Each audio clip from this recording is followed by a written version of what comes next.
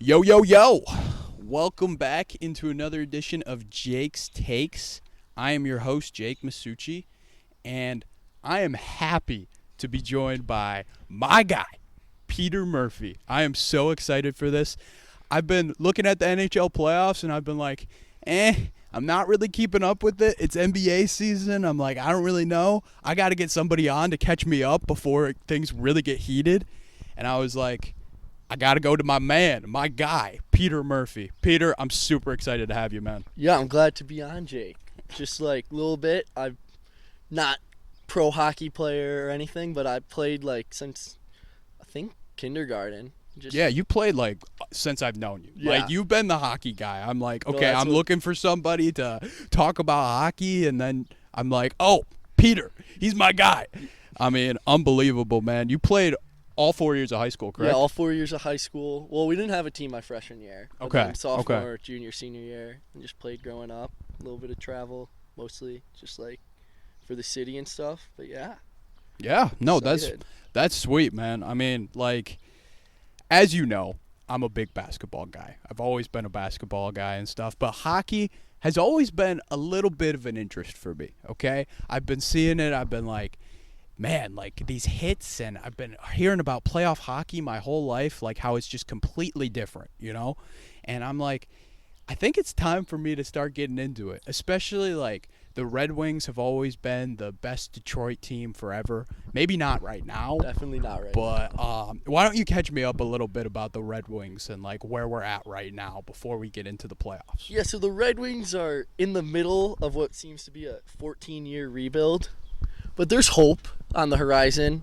So we got our guy, Red Wings player legend, Steve Yzerman. He played here for like 20 years. They called him the captain. Oh yeah, I Then love he- that. Yeah. So then he went. Then he got a job down in Tampa Bay as a general manager. He built a team for them that went. They won like I think 3 out of 5 or 3 out of 6, and they're in the Wow. mix every year. Oh yeah, no, they're really They're they compete good. a lot. Yeah. Okay, Yeah. all right. I didn't know he was down there. Oh, Siri talking. Sorry guys. Continue. Yeah, no, so he was down there for like a couple years, and then he kind of built their roster, and then came and then left, and then they got really good, but it's all his work as a GM. So I don't know. I'm excited to have him. We've had him for 3 years, but a lot of what he's been doing right now is he's been moving out the old GM's guys. Like he's been Okay. trading them away for young players, picks. What he's best known for is his drafting. Okay. Every time after a draft, he'll get a grade. And it'll be a C minus, and then it'll turns out the Swedish defenseman who's played like 2 years of pro hockey is. So and he's I've- really good at finding those sleepers. Yeah, no, like he's like a big second, third round guy, but like he's not often in a position to take the top dude off the board where everyone knows, and then we can get into the lottery with that because that just happened. But a lot of times in hockey, it's getting a lot more like basketball right now, where football, no one knows who the top pick is until you might know a week before. You might know everyone knew Trevor Lawrence was going 1, but like there's always a little bit of hockey is getting more and more like basketball, where 5-6 months ago everyone knew who the first overall pick was going to be. Like everyone knows in basketball it's going to be Wembanyama. Yes. So 100%. there's slogans every year. Last year it was lose for Lafreniere. Yeah, there's some not very PG-13 ones too. But yeah, so it's like getting more and more. You want to talk about it? The Blackhawks just won the lottery for this guy Connor Bedard. Yeah, I've heard about this Connor Bedard guy. Apparently, isn't he like the best prospect since like a long time, right? Yeah. So right now, best player in the NHL, McDavid, and everyone knew he was going to be a stud. He's on year maybe 8 or 9, and then about 10 years, 12 years before him, there was Crosby, and they're who won like bunch of cups, was the best player in the league. Crosby was a monster. He was a Trust me, I monster. remember from Yeah. my playing NHL days. Oh, yeah. I would always want the Penguins. I'd be like, dude, Sidney Crosby gonna carry me to Yeah, victory. he was busted. He was he's still unbelievable. And now they're putting this guy Bedard in the same kind of like tier as those guys, like coming first year out. I don't have the stats on me, but how hockey drafting works, you're either going to play in a junior league, which is like it's not semi-professional, it's non-professional. Okay. It's they're not owned by any NHL affiliate, but it's just owned by an owner. They just go there. It's all over Canada and the upper United States. and he got an exemption. Normally, you got to be 17 or 18 to play in these leagues, and he was 16. Wow. He had like the best season ever. Like I can't, but he scored a goal and a half a game, 2 assists a game. He's something else. It's crazy. That's sensational, dude. That actually reminds me a lot of like a Luka Doncic. Yes. Because like Luka in the Euro League would just absolutely go nuts. He won MVP at 17 years old, you know? And looking at Bedard, like that's absolutely sensational. I was actually in the fall watching some hockey with my guy Jamie Pizon, and he was just telling me about this Bedard guy. Like, this guy is just going to be sensational. And, of course, he ends up in Chicago with the Blackhawks. Oh, well, there's a little bit of people love to say the NHL lottery is rigged because they allegedly do ping pong balls or a random generator, but then they just go on TV and read out the envelopes. And I don't know, Gary Bettman could be up to some suspicious activity with that.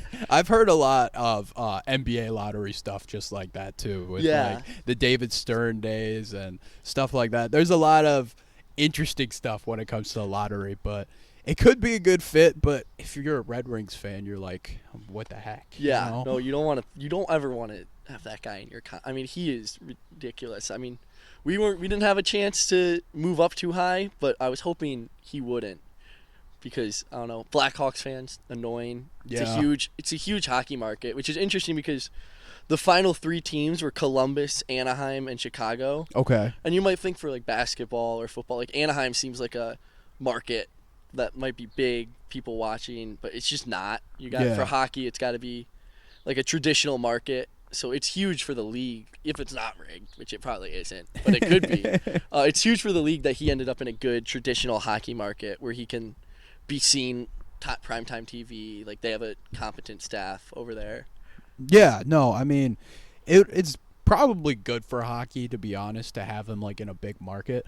But like looking at it, like, do you think he could be like the Jordan of this new Chicago thing of hockey? Do you think he could become that, or is that like too high of expectations? I think hockey, it's hard to say like there's a Jordan.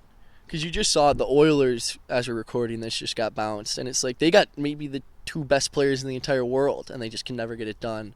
And I don't know, you don't see Jordan, obviously, what makes him Jordan, 6-peat, like, that just doesn't happen in any sport. But 3-peat, then 3-peat. Yeah. Like, God, that's 6-0. But, I mean, I don't know Jordan, but you could say he's going to be the next McDavid or say he's going to be the next Malkin, I think there's no one who's saying he's going to be a bust. And I think there's Chicago fans who are hoping he's going to be an all-time generational talent, which I do think he has the opportunity to be. Yeah, I've always been like fascinated with that stuff, and just looking at some of these great prospects. It's like if you looked at LeBron James when he was a prospect, if this guy wasn't a Hall of Famer, his career would have been seen as like not great. Yeah, his draft. I think they said his draft floor was Magic Johnson. Yeah, or something. 100%. And it's like that's like the best player of all time at that point. Exactly, and like the expectations just absolutely insane. And are those the expectations for Bedard or what? Yeah, the big debate is: do you play him in the NHL right away, or do you let him stay down in a lower level, work his way up? So how does that work in hockey then? Like you were telling me with the junior league and stuff, most people go there, but has there been anybody that just goes straight to the NHL and succeeds immediately?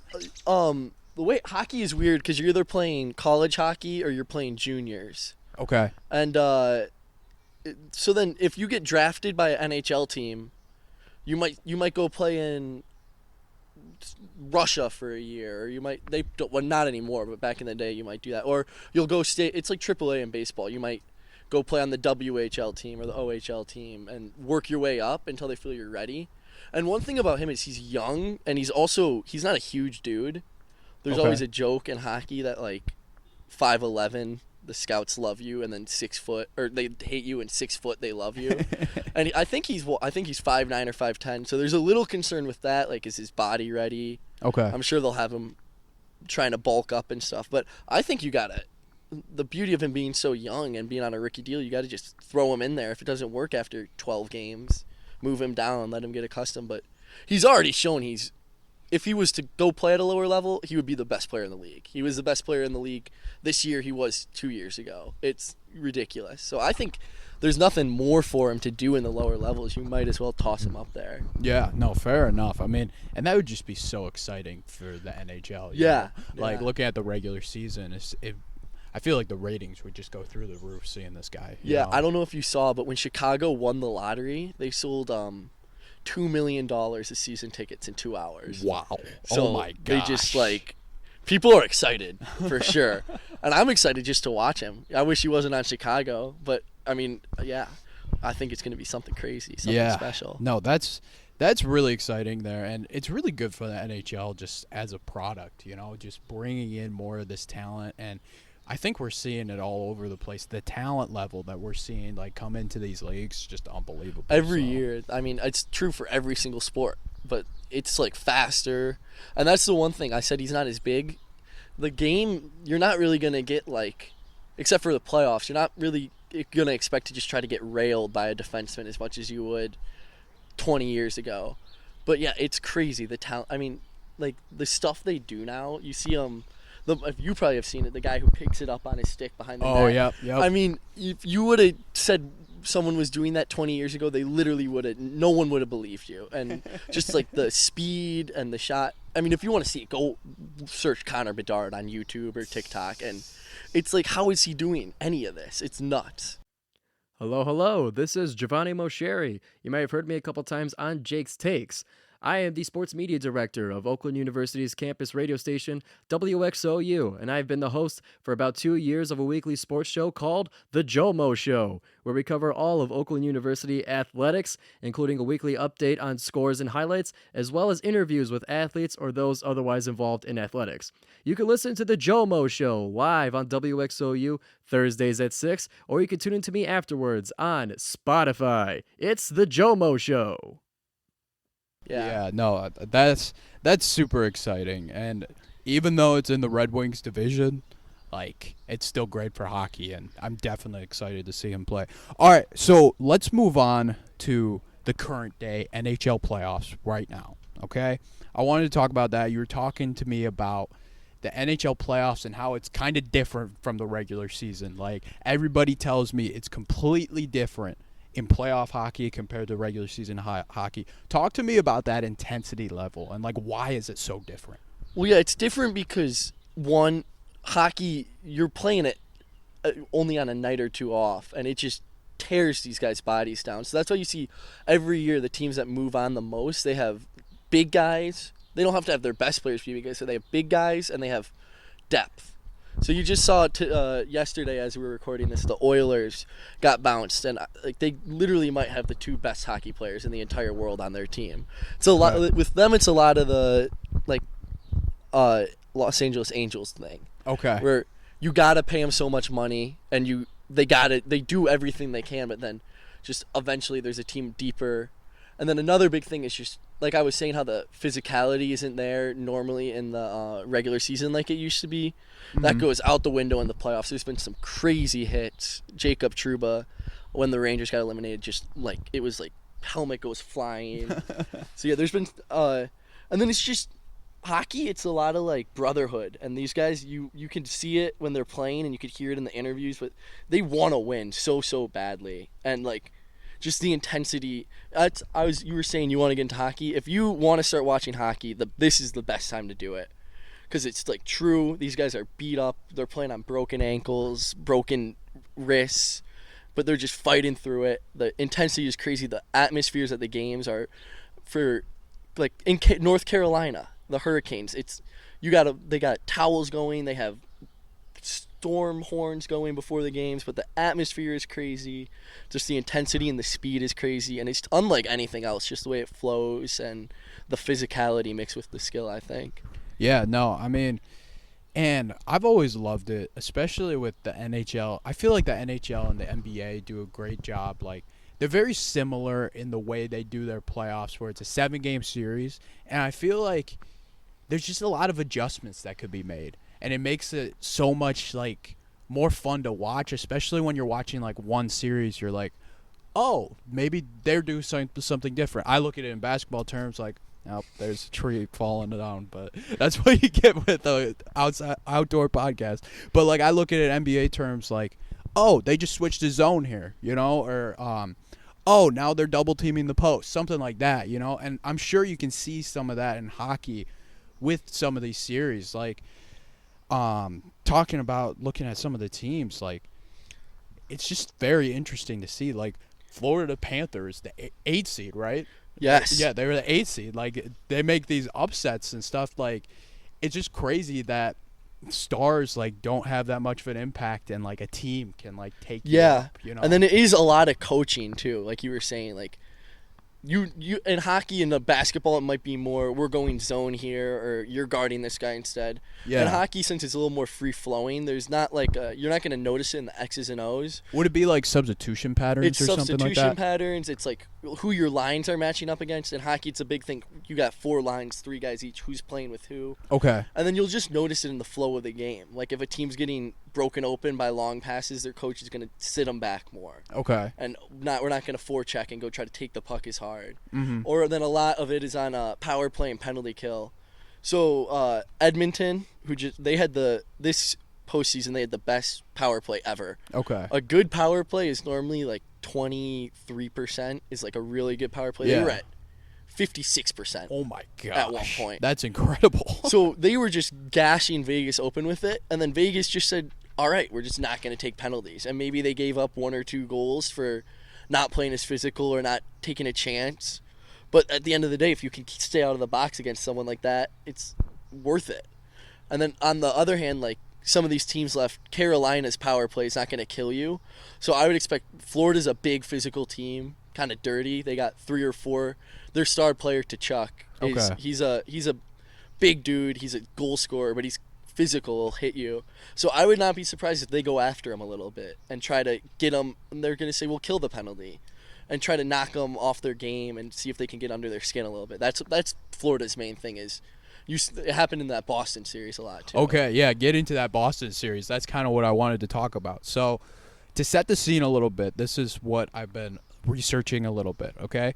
The Bruins, they were the best team in hockey history regular season-wise, correct? They had the most wins ever. Okay. So they didn't have the most points. I think that's the 95 Red Wings still. Okay. But in between that, they added overtime in the regular season, so they can get a win for that. So they're either the best or the second best hockey team ever regular season. Okay, so this is like the equivalent, kind of the 73-9 Warriors. Am I correct? Yeah. Okay. Okay. So setting the scene, they're playing the Florida Panthers in the first round, and they're up 3-1, and then the Panthers come all the way back and win it. So we were just talking about like some of the adjustments and stuff. Was there a clear adjustment in this series, or did the Panthers just figure something out and take them out? So there were a couple different storylines.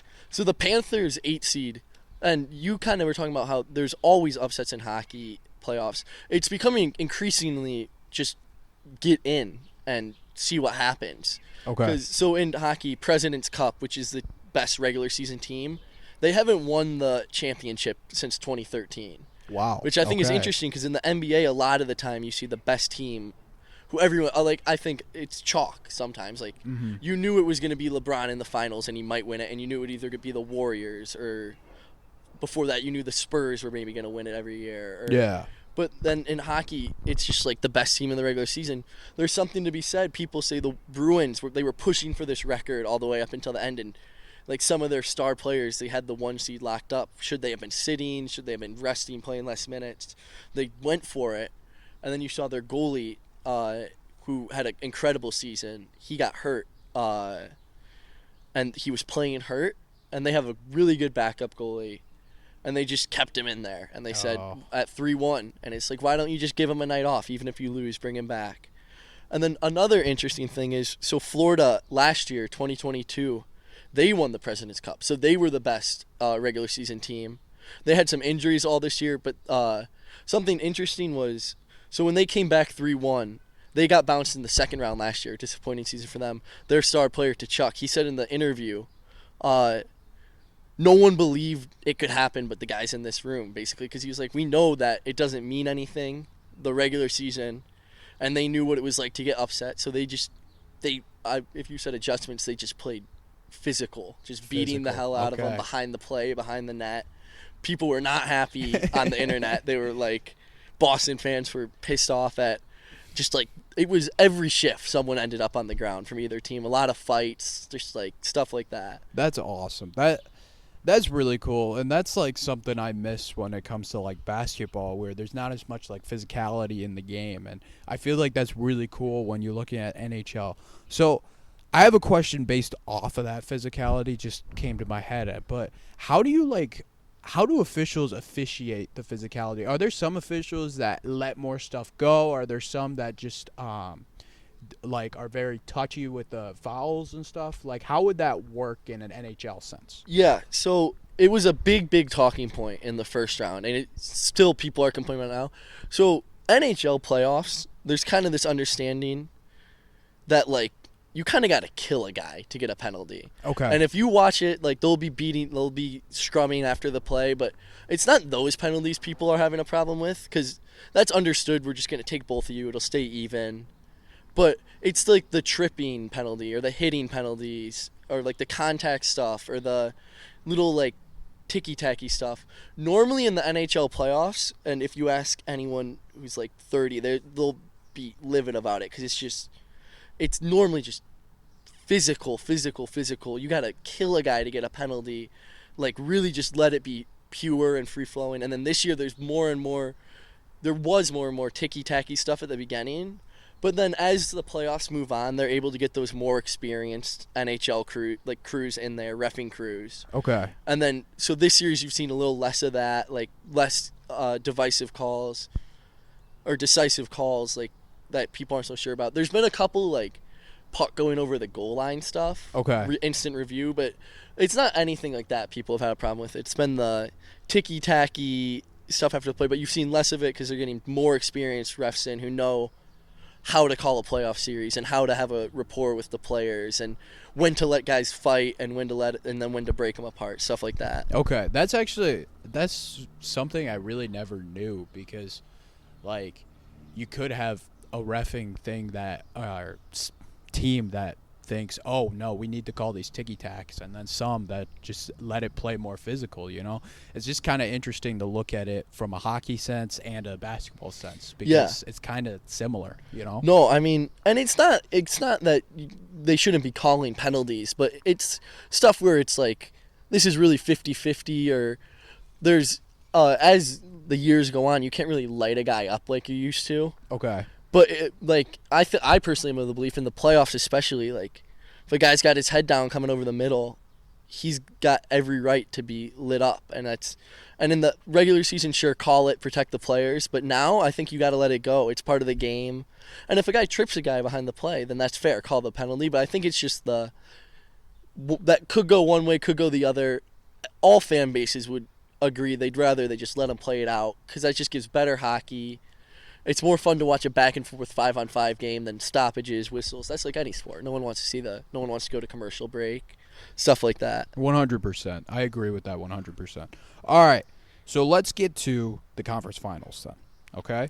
So I wrote down we got Carolina versus Florida, okay? And we just talked about Florida a little bit. Fill me in on Carolina and how like they match up with Florida in this series going in. So Carolina, if you had me on when I was supposed to be able to a couple of days ago, I would have told you it would be an Edmonton-Carolina finals. Okay. But Carolina, they have their best 3 goal scorers are hurt, but they're easily the best defensive team in the playoffs left. They don't have great goaltending, but they get it when they need it, and they're the best coach team left, I think. They got Rod Brindamore. He's just a hockey guy. He's been around the game forever. He knows how to tighten up the ship as it gets later and later in the season. And you watch in the New Jersey Devils series right before this, New Jersey was a great offense. They just have skill guys all over the place, and they couldn't even get the puck to the net, much less a good scoring opportunity. And I think as the series, as the playoffs go on, it's always teams that have depth. They do. And then it's good defense and goaltending. And their goaltending, again, isn't great, but their depth is really good. They can go multiple lines deep, match up with most teams, and then they're 5 guys working together. Their forecheck, their defensive zone, their penalty kill. It's just like it's almost just like a grinded out Big Ten football team. That's like awesome. Classic like Wisconsin Badgers. And almost. you were just telling me that those are the best teams that are able to win in the playoffs. Yeah. Like teams with depth and that are great defensively and stuff like that. So Yeah. it kind of makes sense, to be honest. Mm-hmm. No, yeah, it's just more. It's not star powered. Like they don't have, they have stars, but they definitely don't have a superstar on their team. But they just go 14 guys deep, and they just can roll with anyone, stay healthy. Yeah. Yeah, no, that's awesome. And then Panthers, okay? We talked about physicality and to chuck a little bit. Yeah. Okay? Fill me in on some of the others that have stepped up in this playoffs because nobody expected them to be in this situation. Yeah, so you got Sam Reinhart, he scored the game winner. Another just greasy, physical player. You got Sam Bennett, who they picked up, I think, a couple of years ago. Again, just like they got this first line of it's a matchup nightmare because they got Reinhart and Tkachuk on it, and they're 2 incredibly skilled guys. But if you put them out there with like little guys, try to keep up with them, they'll just turn the momentum of a game, just make plays all over the ice, hit them, take the puck away. But then if you try to match up with most hockey teams have what they call like a grind line, 4th line. Okay. And their job is just play defense. A lot of times they try to match up against the other team's best line. But if you put them out there against these guys can play just as physical and like chippy as a grind line might, but then they're also unbelievably skilled. So it's just an impossible matchup. Their line has been going ballistic this entire playoffs. Just goals. Every clip you see on hockey, like the internet, is them basically. That's awesome. That's really cool. All right, so if you had to pick between Carolina and Florida, who do you got in the series? They're 2 similar teams again, but I just think the way I saw Carolina perform defensively against a really good offensive offensive and animated New Jersey team, I just don't know how. I don't know if they can. It doesn't look like they can get enough goals scored on them to lose. Feels like if they can get 2-3 goals in a game, just one squeak, like one power play, maybe one just lucky bounce, it feels like they can just put a team into overtime at least and just have a shot to win the game. So I think over 7, I think you gotta assume Carolina's gonna win. Okay.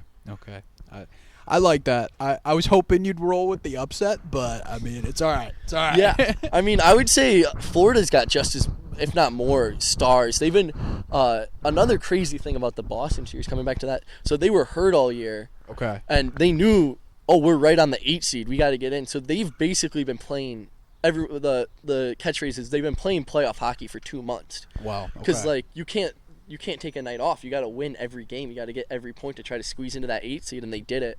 Now, right here they're knocking on the door at conference finals. I know. Hoping to make it's crazy. It's a really good story. That's why I'm kind of interested to see where they will land. Yeah. I'm excited for that one. Okay, let's get to. I believe, is this the Western Conference? It is. Okay, I had that right. Let's go. Cool. But Seattle and Dallas, correct? Yeah. That's tonight, and that's game the 7. semifinal. So Yeah. game 7. That's been your best second round series. All second round, like back and forth. Not particularly close games, but interesting, high scoring, and then games flipping back and forth. So for Dallas, this is also there's really no superstar in this series. Dallas has this guy, Jason Robertson, who I think is playing hurt right now. He's not a particularly fast guy to begin with. Okay. But he doesn't have a goal in the second series, and I think he was probably top 5 in scoring this year. Mm-hmm. So it's been partially Seattle's able to neutralize him a lot, and then I think he's got to be battling through something. He doesn't look like his normal self. He's probably a half step behind. And then again, it's just both of these teams, deep teams, good defensively, well-disciplined. Dallas, really, really good goaltending. This guy Ottinger seems to always turn it on in the playoffs, and he can steal a game. There will be games where you're not scoring on him no matter what you do, especially in the playoffs. And he's kind of streaky, so he might go out there if he's on, he's on, and you don't. I mean, it's impossible when their defense is clicking and he's just stopping everything. He's a huge guy. But then also he's been yanked a couple times and taken Okay. out this playoffs because it's just you go out, you give 4 in the first period, and you can't keep playing him. You gotta partially it's to keep his confidence up. Yeah. Because if you go out there and get 10 tucked past you, that's just bad for your confidence going to the next game of the series. Gotcha. And then, so that's kind of the Stars' point of view. And then looking at the Kraken, I wrote down great coaching and, like, team. Talk to me about the Kraken. I know they're an expansion team. This is their first year? Am I wrong? This is their first year. Okay. So them in Vegas. No, this is not their first year. Sorry, this is their second year. Second year. Okay. Yeah, they were not very good. But then they weren't good last year, but then were able to draft this guy, Matty Beniers, who's the centerman for them. And he's a rookie. He is really, really special. I mean, just like both ends of the ice. He's cornerstone piece for your franchise. He might not go out and score like 50, 60 goals in a year, but he's going to be a dependable player. Go out there, get you some points. He knows how to play in tough games. And then, so NHL expansion draft, you see it too. Vegas is in you could see 2 teams, the most 2 recent expansion teams playing in the conference final, which is what I'm rooting for. But so the way the NHL expansion draft works is every team gets to protect X amount of players, and then the rest of them are up to grab, just like any sports league. But the thing is, like, depth is so important in the NHL that if you can go out and just get 1 or 2, like, if you can go get the 5th best player from 20 different teams, all of a sudden it's like, especially in the playoffs, they got hockey. You kind of talked about a player. You say this is a first, second line player. Like, he's good enough to go and be on a first or second line, or he's a true first line player, or he's a bottom 6 player, meaning he's going to be one of the worst 6 forwards on your team. That's more of a defensive guy. And it's just all their guys. They have 4 second lines. So I was kind of talking about the makeup of a team is normally you might have 1 or 2 goal scoring lines, and then a defensive line or a gritty line, and then just like compile your other forwards into your third line. They just go out there and they just roll. Everyone plays equal minutes. They just roll 5 second or 4 second lines. The whole That's game. crazy. So dude. it's just no break.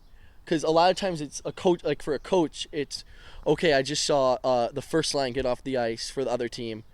I got to now start matching up my lines, playing my guys the right minutes and the right shifts to have my correct line to go match up with them the next time they go out. But then you're playing Seattle, and it's just there's no break. They can always keep the pressure on. Like you said, they're well coached. They're aggressive. They want to take the puck back from you once you lose it. They want to get it back. They want to just keep that momentum going. And they'll just start burying them. They'll get on a run, and teams will get tired, and they keep rolling these. They're healthy right now too, which is big.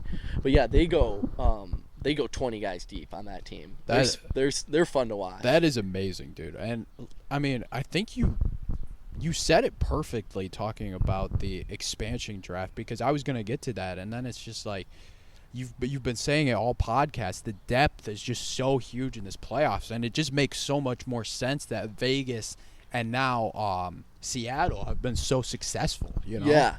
No, I mean, it's because people always love to, and you see it really in basketball. You just saw it with the Suns. You can't have 2 guys, but you can more so than in hockey. Yeah. Because in hockey, even if your best player, let's say he's a defenseman, a game 60 minutes, in a game 7, we're doing everything to win this game, he can go out there and give you 24 minutes, no overtime. Yeah. But you can't be out there for, I don't know, didn't Jalen Brunson play 48 minutes? Jalen Brunson played 46 minutes, yeah. Yeah, right? Like it's just not the way the game works. So it's these teams that are strong defensively and able to wear you out over the course of 7 games, too, is a big thing, because you'll see a lot of times, like, these lower-seeded teams with a little more depth. You saw it was Florida. They might go down 3-1, 3-0, or not 3-0, 2-0, but then just as the series wears on, and if you can figure out ways to neutralize other teams' star players, then that's when that depth and coaching just really comes into play. Because there's probably not a top 7 player in the NHL left in these playoffs, which is crazy. You would never see that in basketball. Yeah, honestly. No, that's 100% true, and I feel like it's what makes it kind of, in some ways, like, cooler, because it's more of a team sport and trying to figure out. I feel like it'd be almost harder to coach it, because it's all substitution patterns and trying to get the guys in the right spots. It's really interesting, you know? Yeah, no, it is. It's and then coaching, like I said, it's a lot of just whose line am I matching up with who. And also, an interesting little thing about hockey is home ice is it's important for any sport, especially in the playoffs, or home court advantage or whatever. But in hockey, the way it works is so you're on the fly change, which is like the game's going on and you see the guys hopping over the boards. But then also at a dead whistle or a commercial break or a freeze or a puck goes out of play, the home team gets to send their line out second. Okay. So the home coach is able to sit on his bench and he says, okay, I just saw the other team's first line go out. Now I get to send out who I want. Oh, and so it's adjust an off even of it. more of an Okay. advantage than in any other sport, and adjust off that and match up your guys with who you want them to. So that's why sometimes you'll see away coaches send out, let's say it's a defensive zone face-off, they'll send out Okay. their second line, they'll take it, and as soon as the puck gets out of the zone, they all go to the bench first line. Try to like throw those switch. But yeah, so that's why it's really important to win your home games in an NHL series too. Yeah, that's really interesting. Something I didn't really know too well for that. All right, so we talked about, well, who do you think's going to win tonight? Seattle or Dallas? I mean, because you talked about them both, like you like them both, but who do you think's going to win? I think Dallas's goalie Jake Ottinger is gonna go out and stop all but one or two, and Okay. I think he's gonna. This is his type of game, and he's shown it. He was a little bit. He came onto the scene in the playoffs when Dallas's goalie got hurt in the bubble, and people were, is he a little fluky? And he's proven this year and last night he is legit, especially in the playoffs. So I have him going out having a hell of a game, and just I think Dallas is. But again, don't be surprised either way. Knowing Okay. me, this will be a 6-2 Kraken win. But if I had to pick, I would say Dallas. Okay. And then they're going to be playing Vegas. And we talked about the expansion side a little bit, but they've been around for, am I saying like 4 or 5 years? Does I that think sound it's right? 7 now. Wow, Actually. actually I think 7. they were 2016, so maybe 6 seasons. 6 seasons. And it's Okay. interesting with them because you can almost see them now. They're, in a sense, moving away from that strictly focusing on depth, and they have a little more star power and Okay. goal scorers. So they got, so if you see them and Seattle, it'll be an interesting juxtaposition because they've now been able to add a couple star or re-sign some of their guys that blossomed into stars. Okay. Some of their young, so they got this guy Mark Stone, who's again just back both ways player. Carlson, then their defenseman who I think was suspended last night for taking a whack at an Edmonton player, but Pietrangelo, he's a top 5-6 defenseman. So they got a little more on the top end, and I Okay. wonder if you do see them play Seattle, it would be interesting to how that plays out with if Seattle could overpower them with just depth and energy. Okay. And then I also wrote down Jack Eichel for the Golden Knights. Yes, sorry. Has he been solid? I also wrote down Mark Stone. Was he dealing with injuries as well? He was, and Okay, then Eichel. was. Okay. Yeah, I mean, it's again NHL. It's just like any playoffs, Yeah. but you'll as teams get eliminated, they'll come out with what these guys were playing through, Okay. and sometimes it's like a freaking David Goggins story. It'll be like his ankle is in 4 different places. So yeah, Eichel. That's awesome. I completely forgot. So he was. He kind of came onto the scene at the same time as McDavid. Okay. And he was I think he was second overall pick. Just unbelievable player. Would finish in MVP voting, top of the scoring. Then he in Buffalo, he got drafted to Buffalo, and Okay.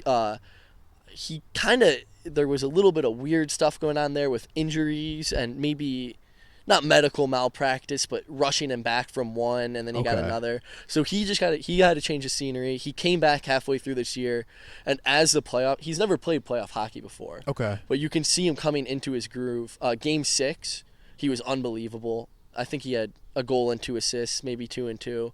So Okay. he's a superstar. I don't know how I didn't mention him earlier. I think of him as a Sabre, but You're good. yeah. Don't worry. So Don't he's worry. I would say the last superstar left, proven, bona fide, has done it for 4 or 5 years. Superstar left in these playoffs. Okay. All right. So we're looking at Vegas, and then you have Dallas winning. You can also play it as the Kraken as well. But Yeah. who do you think will be representing then the Western Conference in the finals? I would have liked Vegas, but I do think a lot of their guys are playing hurt. Their goaltending situation is weird. Right now they have a their main guy got hurt, but he wasn't a stud to start, and they have they're running with a rookie right now. But then the interesting thing is, I don't know if you know who Jonathan Quick is. I have not. He was he's a goalie. Was on when the Los Angeles Kings were winning a bunch of Stanley Cups. Oh, was okay, their I goalie. remember the name. And now. he was like a top 1 or 2, 3 goalie in the league. He's old now, but they got him at the trade deadline. Oh, okay. So he was their 3rd string, and if I'm them, I don't know why you're not giving the guy who's done it before, won Stanley Cups a shot. Even if he's old, he's only got to win 8 games for the rest of the way. Yeah. If I was them, I think you got to toss him in there. But I think a lot of them are playing hurt. They just had a tough series with Edmonton. They only took it to 6. Okay. But I think when it comes down to it, I think if you got Seattle, Vegas, I would take Vegas. Mm-hmm. But I think Dallas with their goaltending and hopefully their guys continue to get, or Jason Robertson will be able to get going. I think I would like them against Vegas. Okay. All right, so we set the stage, okay? I'm going to just say Dallas because you have Dallas beating Seattle. Okay. So I'm still going to say Dallas for you. And then Dallas, Carolina for your Stanley Cup. That would be my prediction right okay. now. All right, and then Which who is- do you think will win? I don't know. I mean, they're similar made-up teams. Again, Dallas a little more top end. I from what I've seen from Carolina lately, it's like when you're watching you're watching a college football defense, and Okay. it's just like watching Georgia. It's just like no one's going to score on these guys. They've always got 4 guys behind the puck. Again, they're not going to go out and beat you 6-5, but they're going to beat you 2-1, and they're going to, if it's a close game, they know how to play that type of game.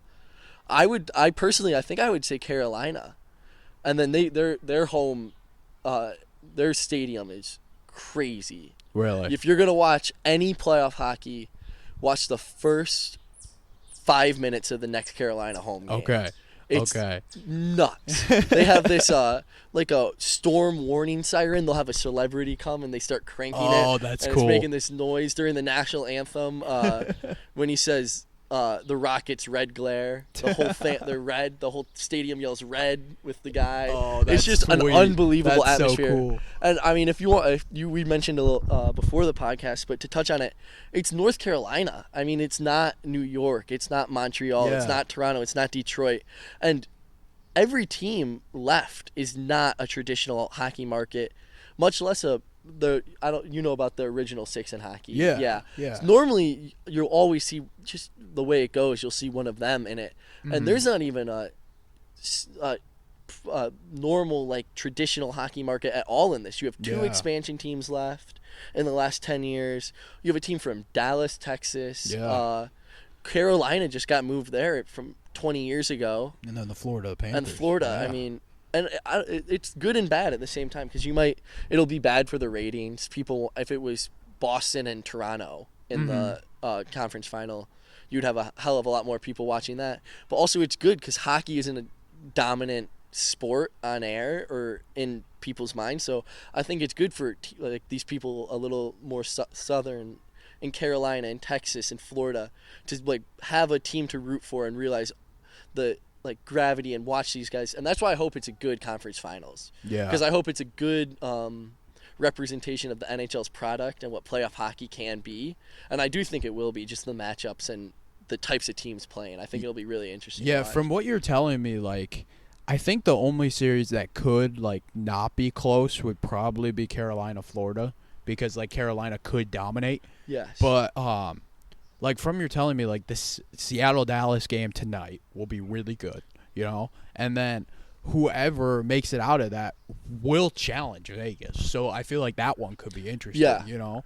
And I think it's exciting, dude. You've gotten me really excited. No, for this. dude. I mean, so yeah, I don't see a world where, like you said, the only way I see a series going really 5 or less is if Carolina just plays their game and beats Florida and just takes the steam out of them. And again, I would not be surprised to see Florida kind of take a collapse here because again, these guys have been playing so many minutes for the last literally 2.5 months just trying to get in, and now they're in and you see what they're able to do, but when does that catch up to you? But I do think if Carolina wins that series in 5, 6, 4 games, it's not going to be 4 blowouts. Yeah. It's going to be 4 good games. But if I don't think either of these conference finals, regardless of the Seattle Dallas game, I don't see either of them ending in less than 6, personally. Which would be awesome for Yeah. the NHL. No, I know. I mean, I'm hoping you get 2 game 7s, right? Yeah. That's the best way to. No, that's the best way to close a series, Yeah, the and game then 7. That'll give you a good Stanley Cup because they're same amount of rest. But yeah, I don't know. I think these are going to be a good. I think it's going to be a different conference finals. I think people are going to see a side of the fan bases too from these southern teams where it's like, oh, they didn't know there was so much passion for the game down there and stuff. Yeah. No. Well, I am very excited. I'm very happy you came on the podcast, Peter, to catch me up on everything because now I feel like I'm ready to go watch some NHL hockey tonight because there's no NBA, so what am I going to do tonight, But, Peter, I'd like to thank you for joining the podcast, man. I mean, this was a lot of fun. This was fun. Glad to talk hockey. I know, dude. I know. This is sweet. All right, well, that's going to wrap up Jake's Takes. This is episode 21 with my guy, Peter Murphy, and we're going to be out of here. Peace. Peace.